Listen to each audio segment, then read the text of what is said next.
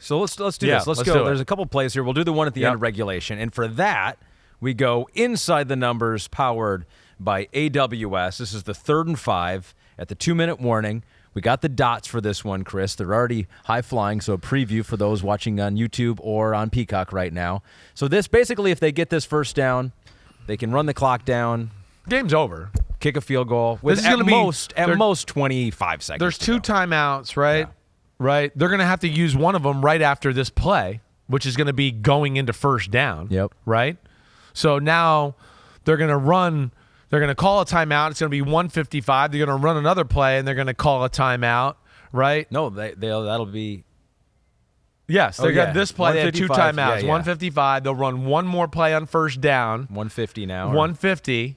So now we go, okay, you got that. Now you run the ball on second down, 110. They run the ball on third down, 30 seconds. Yeah. They kick the actual field goal, 25 seconds, right? So, yeah, you said it exactly right. And Mahomes has the most amazing 25-second touchdown drive to win the Super Bowl. I would never count anything out with that guy, that's for sure. But here we go. But unlikely. So here, biggest moment of the game, they get this conversion, they're going to win the football game, right? There's the NFL Films clip out here. So they try to make it look like it's kind of like 2-man, right, at the start of this. It looks like it's 2-man right there. But McDuffie times it right, blitzes off the edge, right?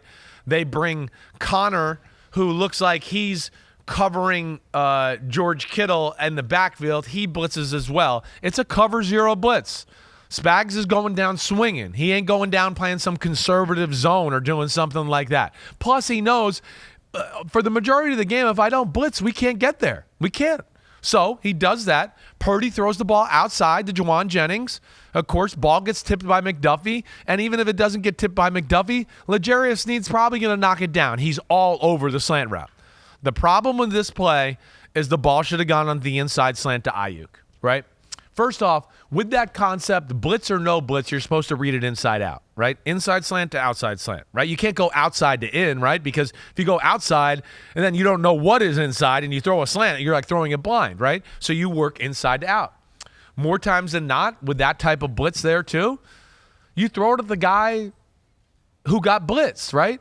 That guy's uncovered. His guy that was covering him blitzed. There's a safety 12 yards deep that's trying to cover him now. So you get the ball, boom, you hit them, they're going to get the first down and win the game. Let alone, I know the dots don't show it all the way, but if you see it on film, throwing the ball outside to Juwan Jennings, there was nowhere to throw it. That's why the ball got knocked down. He was in the passing lane, right?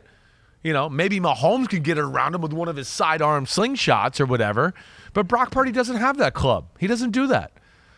But if you watch on film, there is a lane to hit Ayuk, and so that was something that jumped out to me, certainly, because when I watched the film, you saw my notes, I wrote, I just don't understand why he didn't just hit the ball to Ayuk. Yeah. That was a little surprising to me, and of course he had a press conference yesterday, and he referenced it. Let's listen to that. Oh, it's there. Yeah, I mean, regardless, I'm supposed to read it inside out. JJ was hot, and feel like going to him in a man-to-man situation is sort of what I was thinking. But with him blitzing, I think there was an opportunity for me to hit BA there, and that's something that I have to learn from and be real with myself about. I told BA obviously wish I would have hit you there, or at least attempted to go to you. But I mean, at practice, I've hit the outside slant a million times in that cover 0, and having our receiver win outside.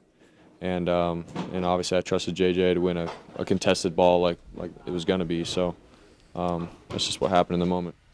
So that was Trent McDuffie's 16th unblocked pressure of the season. That was 5 more than any other defensive back in the game. So he and Spags tricking it up once again in the Super Bowl. He has a knack for it, and then Spags has a knack for, I know how to get a guy free on a blitz, right? How we always talk about stress of protection. He stresses the rules of the protection. He knows them.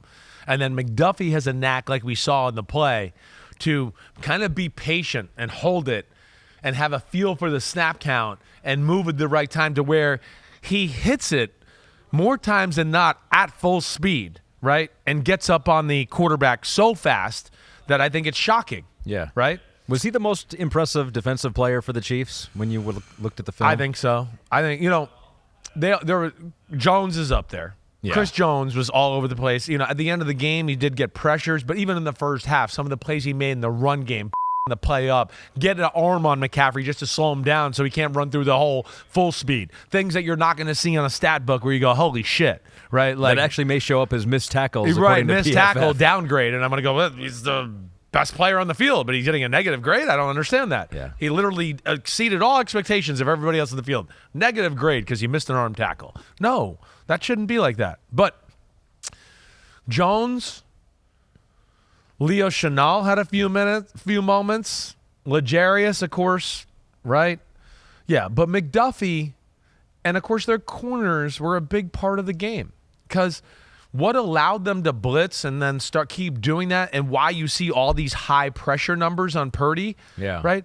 They were not – I think if we looked at the pressure in the first half, it'd be like it's non-existent. Second half, they were like, we have no choice. We have to. They're having their way. We got to change it up.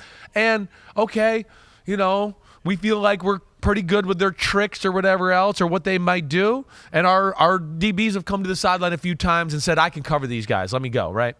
I mean, McDuffie was all over Deebo Samuel. I mean, he ran routes for Deebo Samuel sometimes. And that is the problem with Deebo Samuel, as I said all last week leading up to the game, that he's not a man-to-man guy, right? Ayuk, had a little success, but when it came to man-to-man, it still wasn't like Legarius still won the majority of the battles is what I would say, right? That's one area where, the Chiefs certainly had an advantage. The 49ers needed somebody that can really fly. That's might be the next thing I would say to scare people off a little bit. But, McDuffie, phenomenal. And he's phenomenal in the run game as well and everything that goes with it. With those second half blitzes, they ended up blitzing 51% of the dropbacks. The fourth in the highest second half? rate in the game. Okay. For the game. Fourth highest rate in a game under Steve Spagnuolo. Jeez. A season high 9 unblocked pressures in the Super Bowl, all of which came on blitzes. Whose fault is that? Of course, Spags is a wizard, Hall of Famer, coordinator. If you want to put him in the Hall of Fame for that, you can do that. Yeah. I wouldn't stop you. Yeah. Who is it more on Shanahan or is it more on Brock Purdy on figuring that out at the line? Because there's the other play too that in overtime, right, where Chris Jones gets free, was unblocked there. Who is that on? Both of them. Yeah. I think Shanahan could expand his blitz rules, blitz offense, some of the things they do, right? And then what I don't know is how much freedom does Purdy have, right, within this whole thing? Like, before we get to this one, right, I want to go back to the last blitz and the dots again, Pete, if we can, because there's one point we missed. There's right? one more thing? Well, there is one more thing for one more time. Uh-huh. He called this play to give himself answers everywhere, right? The other thing, if you watch the NFL films clip, right, I don't know if you've seen it yet, Shanahan's telling him to throw it to McCaffrey here. Yeah. There's no way he could have done that, right? If he waits for McCaffrey to turn and look at the ball, he's going to get hit and fumble, right? Right. It took too long. It's one of those where it's good that the microphone is shut off to the quarterback at that point of the play. Yeah, exactly right. And what I don't understand is, was McCaffrey taught to hasten this up when there's blitz, right? You can't come off the line and kind of hip scop and skip and do all that and then get to the top of the route and then do another little jitterbug move before you break in against the blitz. There's no way, right? So there I go, I wonder if Purdy or if someone told McCaffrey, like, hey, you got to be quicker here. Like, you're never going to get the ball, right? So that was a big part. But either way, you've heard me say this before. If there was anything I would ever pick up with Shanahan and anything that, like, the weakest part of his offense is maybe that they do too much slide protection, right? Like, too much slide. And what I mean by that is basically, like, more times than not, they leave, okay, let's just say Trent Williams, you block the defensive end, and then the other 4 linemen kind of slide to block the other 3 D linemen that are left, right?